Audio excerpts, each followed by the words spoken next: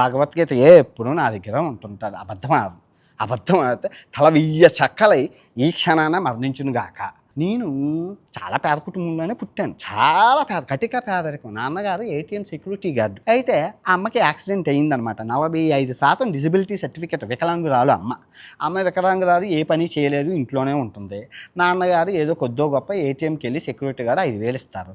తమ్ముడు office boy Kashi Visweswara స్వామి అక్కడ office boy 8,000. అది మా జీవిత కుటుంబం.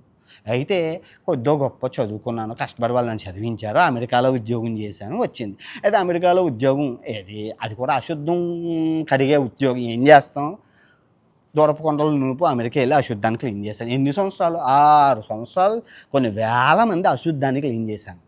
ఏం ఉద్యోగం అలాంటిది, వృత్తి ధర్మానికే కట్టుబడి ఉండాలి. అశుద్ధం అయితేనేమి. నేను ఆ అశుద్ధాన్ని ఎప్పుడు అశుద్ధంలా చూడలేదు, అమృతంలా చూశాను. వాసనను కంపుగా, వింపుగా, అబ్బా కనుసంపుగా. నాకు మలమూత్ర విసర్జన మీద నేను చేసినంత రీసెర్చ్ ప్రపంచంలో ఎవరూ చేసి ఉండరు. ఎన్ని రకాల మలాలు రోజు చూసేవాడిని. వృత్తి ధర్మం అది. పొద్దున్న మంచి బట్టలు వేసుకొని వెళ్ళేవాడిని, రాత్రి రూమ్కి వచ్చేసరికి మొత్తం షర్ట్ అంతా రొచ్చుకంపు, ప్యాంట్ అంతా రొచ్చుకంపు, మలమూత్రంలో విసర్జన.